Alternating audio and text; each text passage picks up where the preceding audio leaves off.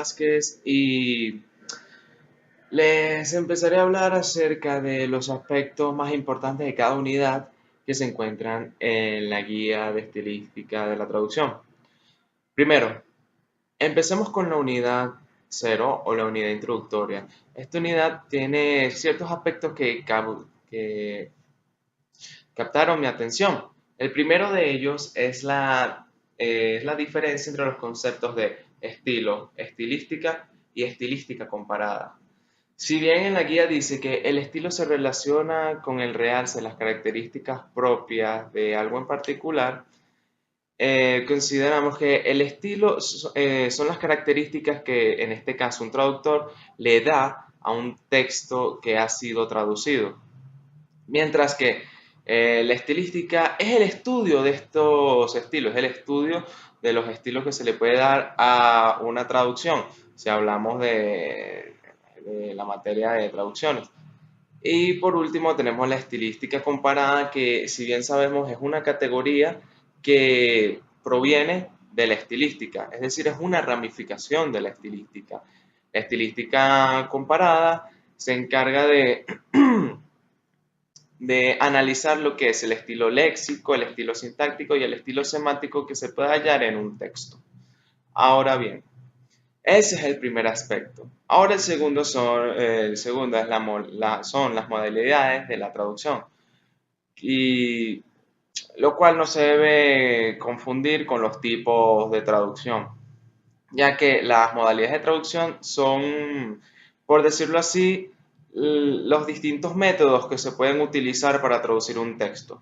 En ellos tenemos la traducción escrita, la voces superpuestas, traducción a la vista, doblaje, entre otros. Ahora bien, ese es el segundo aspecto. Y el tercero serían los tipos de traducción, que se encuentran la traducción literaria, traducción audiovisual, traducción comercial, traducción de la música, traducción para organizaciones internacionales y traducción especializada. La traducción literaria se encarga de traducir todas estas piezas de la literatura, valga la redundancia, como lo son las prosas o la poesía. La traducción audiovisual se encargaría de lo que es la subtitulación, doblaje y voiceover. Hablamos del doblaje como una modalidad de traducción, pero esta modalidad forma parte de lo que es la traducción audiovisual. También tenemos la traducción comercial, de marketing, como lo había mencionado anteriormente, traducción de música, traducción para organizaciones internacionales y traducciones especializadas, como lo pueden ser las traducciones legales. Ahora hablemos de la unidad número uno, que sigue a la unidad introductoria. El primer aspecto que considero importante son los rasgos generales del inglés y del español. Ya mi grupo en esta materia hicimos un video anteriormente, eh, donde hablábamos de todos estos rasgos generales, donde abarcábamos aspectos como los artículos, adjetivos, adverbios, demostrativos, posesivos y pronombres y verbos. Entonces, trataré de resumirlo lo más que pueda. Sabemos que la principal diferencia entre los rasgos del inglés y el español, morfológicamente hablando, es la concordancia de género y número que tiene un idioma y que no tiene el otro. En este caso, el español posee dicha concordancia que acabo de mencionar, mientras que el inglés no. Por ejemplo, en los artículos. En los artículos de español tenemos el, la, ellos, ellas, entre otros, mientras que en el inglés solo tenemos the, a y an, en los cuales no diferencian género ni número, a diferencia del español. Luego tenemos los adjetivos. Tenemos gran infinidad de adjetivos tanto para el español como el inglés, pero la diferencia sigue siendo la misma que mencioné anteriormente con los artículos, al igual que con los demostrativos y posesivos. También tenemos los pronombres clasificados en inglés y en español, al igual que los adverbios, tanto de manera, de tiempo, entre otros. Y finalmente los verbos, los cuales entre ambos idiomas existe la diferencia de la cantidad de variaciones de tiempo que tienen los verbos. En español tenemos más de 9 cuando en el inglés contamos con esa cantidad. Otro de los aspectos importantes de esta unidad son las convenciones léxicas. ¿Por qué? Porque en las convenciones léxicas tendemos a encontrar convenciones como los extranjerismos, en los cuales podemos hallar los extranjerismos crudos y los extranjerismos adaptados, como los extranjerismos crudos y los extranjerismos adaptados. Disculpen, ya que los extranjerismos son palabras que provienen de otros idiomas y son usados en nuestra lengua. Los extranjerismos crudos son aquellos que no han sufrido ningún tipo de modificación y se mantienen escritos de la misma manera. Por ejemplo, pendrive. Y también tenemos los extranjerismos adaptados. Por ejemplo, selfie. Selfie sabemos que es una palabra proveniente del inglés, pero se han hecho adaptaciones para escribirlo tal y cual como suena. Sabemos que en el inglés se escribe S-E-L-F-I-E, mientras que en la adaptación sería S-E-L-F-I, nada más. A su vez, en estas convenciones también tenemos los latinismos, que al igual que los extranjerismos, son palabras provenientes de otro idioma, pero en este caso específicamente del latín, como por ejemplo sine qua non, quorum, déficit, entre otros. Para saber un dato que nos da la guía también, que para despejar las dudas acerca de si una palabra es un extranjerismo o un latinismo, es necesario o es recomendable consultarlo en el diccionario prehispánico de las dudas.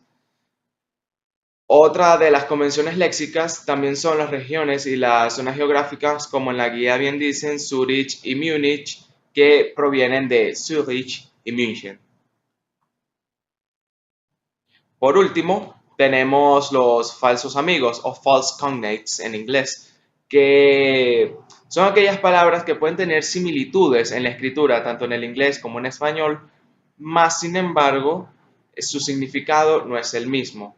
Por ejemplo, tenemos to assist, el verbo to assist, que significa asistir, pero en el sentido de ayudar a alguien, mientras que to attend es asistir, pero asistir a un lugar. También tenemos brave, que significa valiente, y fierce, que significa bravo, lo cual tiende a confundirse un poco, al igual que el que mencioné anteriormente. También tenemos camp, que es campamento, y field, que es campo. También tenemos conductor, que significa director de orquestas, mientras que driver significa conductor de autos. Y por último tenemos curse, que significa maldición, y course significa curso.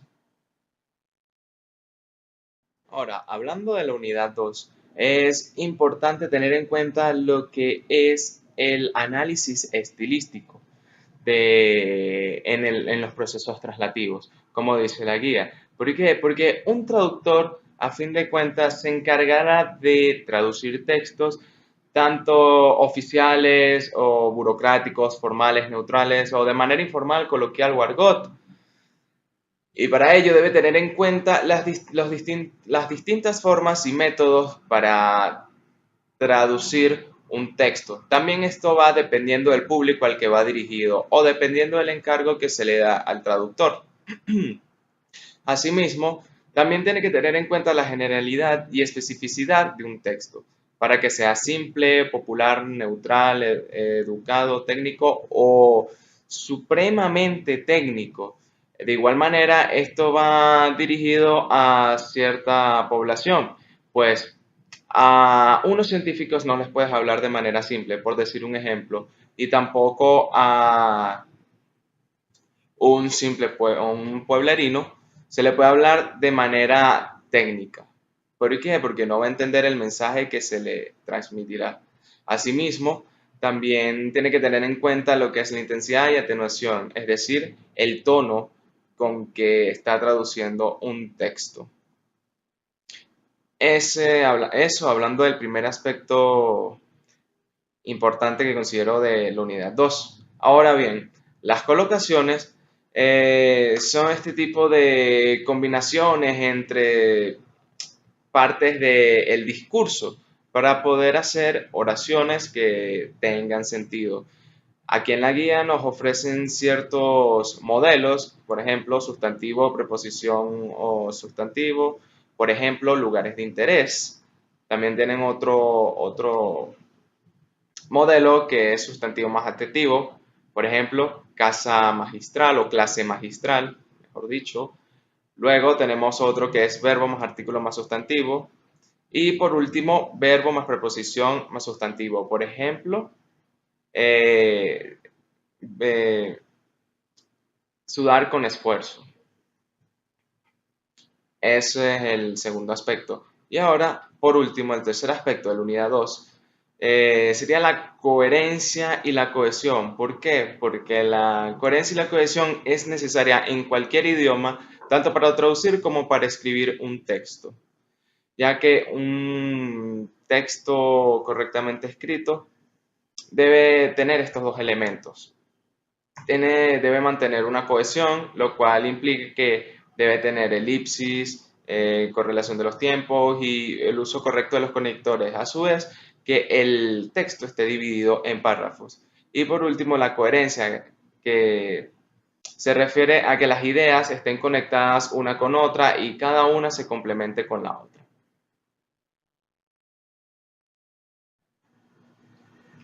Finalmente, en la unidad 3 podemos rescatar que el análisis contractivo estilístico es sumamente importante para el traductor, pues el traductor debe fijarse principalmente en el texto que va a traducir. Tiene que analizarlo, revisar todas aquellas palabras que desconozca, que conozca, para poder hallarle un sentido a la hora de traducirlo. A su vez, tiene que tener en cuenta quién va dirigido, qué elementos puede utilizar o las funciones comunicativas del texto. Y por último, uno de los aspectos más importantes de esta unidad es la revisión de textos y su importancia. Porque por lo menos a la hora de traducir, los textos se supone que tienen errores cuando son traducidos. Tienen errores y por ello debemos revisarlos y chequearlos constantemente para evitar darle un mal sentido al texto meta. A su vez, los profesores, los profesores de traducción recomiendan que los alumnos deben analizar y revisar bien los textos antes de traducirlos, en vez de traducirlos inmediatamente. Por ello, es importante la revisión de textos también, porque no solo la revisión de textos de un texto meta, sino también de un texto origen al que se va a traducir. Bueno, estos fueron todos los aspectos. Muchas gracias.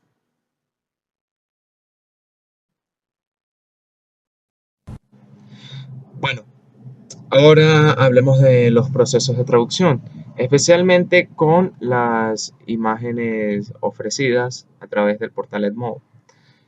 El El primer anuncio que he de traducir es el de Go Nuts This Holiday. Empecemos con el título. Sería, si lo traducimos al español, sería enloquece en estas fiestas. Porque es muy común la expresión Go Nuts en inglés. Significa enloquecer o volverse loco. Compra tus favoritas aquí. Sería el fragmento que está abajo de Holiday.